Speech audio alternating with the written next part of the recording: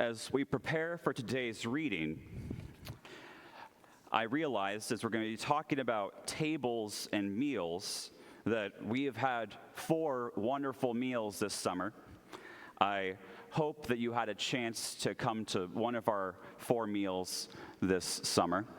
But I was also thinking that at all of our meals, there was not a head of the table, that we had circular tables. Maybe there's another sermon in that, but I just thought that was something interesting to reflect on, and nice to know that as we gather, we're maybe doing some of the good work. Hear this word from the book of Luke, chapter 14, verses 1 and 7 through 14. On one occasion, when Jesus was going to the house of a leader of the Pharisees to eat a meal on the Sabbath, they were watching him closely. When he noticed how the guests chose the places of honor, he told them a parable. When you are invited by someone to a wedding banquet, do not sit down at the place of honor, in case someone more distinguished than you has been invited by your host.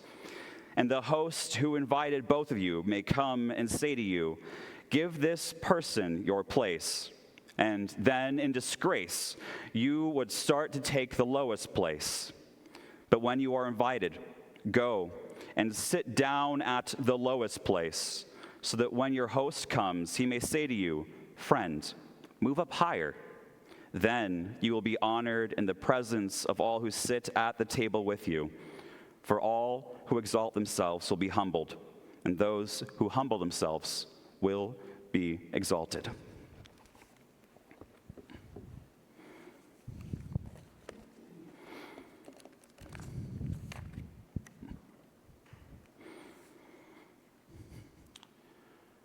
Whenever I read this passage, I cannot but help think of my time in the Midwest.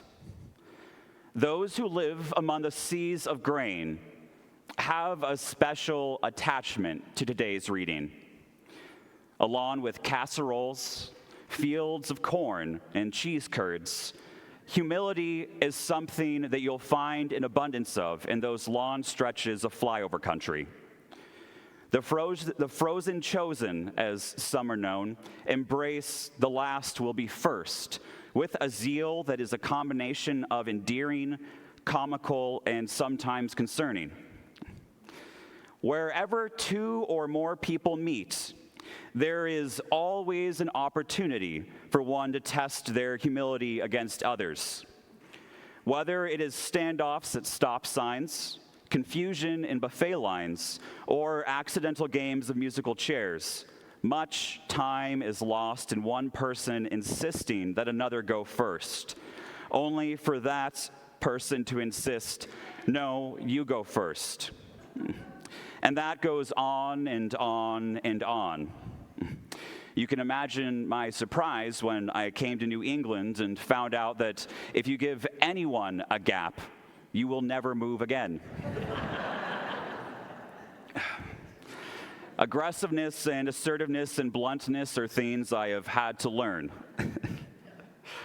In this land, it is frowned upon to brag, boast, or promote oneself. Now, that does not say that there is no pride. No, it's just much more subtle. One must play a game of having a friend or family member promote you. You get a promotion, your mother can say it, you can't. You're really excited or your sports team's doing well. You could be the world champion, you can't say it aloud. It is backwards, but it's also beautiful. Habits and habitations have been fine-tuned to fit those who claim humility as an identifier and a way of life. Surely, after all of this quirkiness, that must be implying things are better there, if so many are taking Christ's teachings to heart. We are called to be humble. However, when we let our faith become competitive, and, dare I say, performative, what is admirable becomes a stumbling block. playing the role of the meek or the servant only to feel superior to others or to be able to claim more humility than another. That is not true humility. It is veiled arrogance. When one acts like a Christian, there is a real danger that one is believing they are just a bit better than others. Because after all, one can rightly claim to be doing the good work. When you immediately take the seat furthest from the seat of honor, yes, you are doing what you have been told in today's reading. But if you are doing it so you can judge all of those who assume that they have a closer seat, who are, as some of my family would say, hoity-toity, then that is not humility. Again, that is arrogance. The modesty of having a smaller house, of greater generosity, of claiming low needs and less accumulation, yes, these are admirable things. Yet, when that modesty is projected to equate your moral superiority, that is not humility, and it is not modesty. It is a performative and a shallow faith. One does not get points for good acts. There is no divine scorekeeper.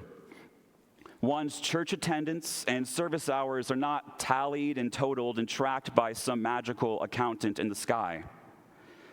There is no Christian Olympics with a podium and medal ceremony, no matter how long some may wait. Yet some will posture, pose, and prepare as if glory is up for grabs. Reality TV has not yet exhausted all the possibilities. Maybe we are just one bad pitch away from America's most humble Christian. And I guarantee, should such a time come, from Ohio to the border of Colorado, all the way up to the far reach of North Dakota, you would find some serious contenders.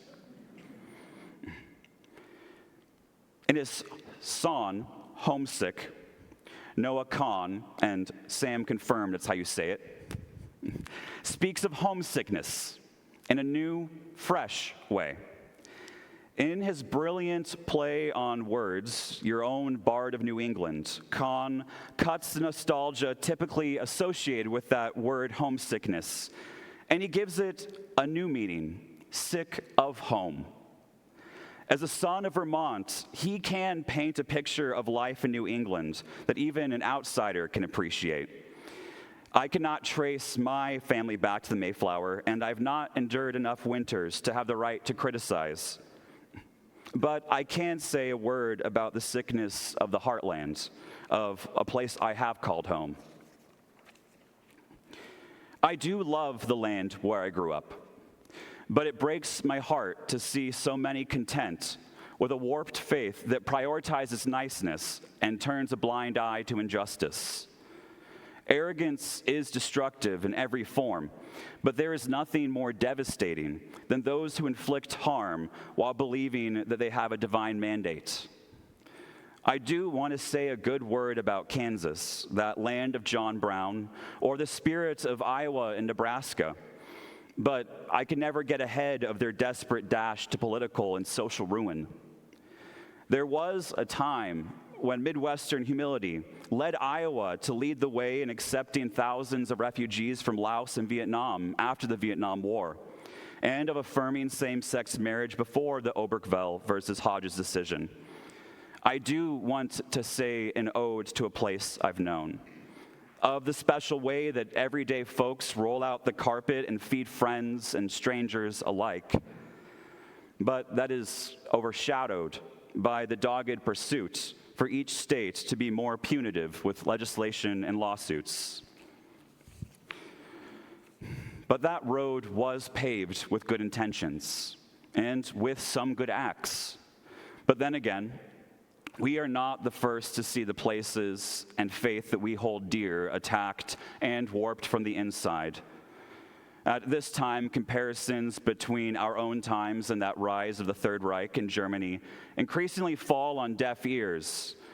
But for those who have ears to hear, We must not forget that the Third Reich did rise with support from prominent theologians, theological institutions, clergy, and the faithful who marched in lockstep to have a German and Christian revival, regardless of the cost.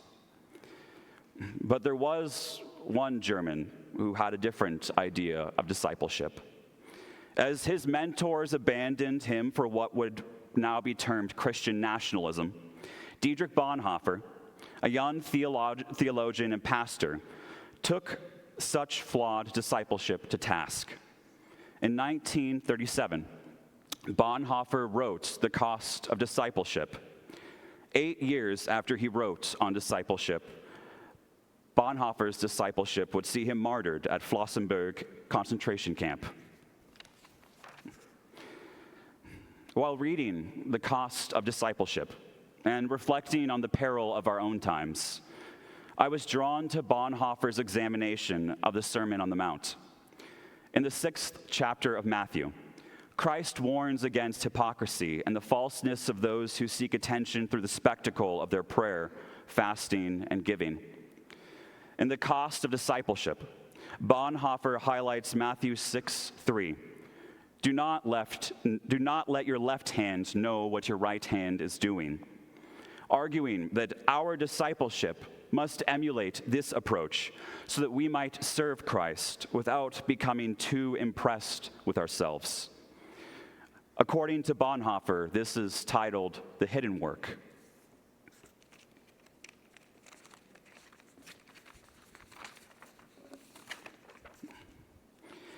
By hiding our good work from others and ourselves, we might progress in discipleship without going astray.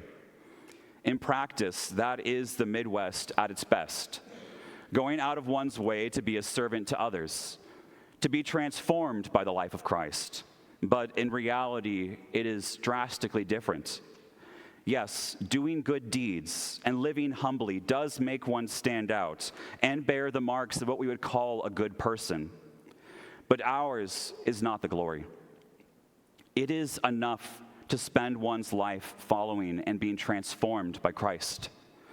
Whether you take that second, third, or fourth from last seat, let that be between you and God and for no one else. To be a Christian is to follow Christ. So to be Christian is to be as much a part of life as one who breathes or sleeps.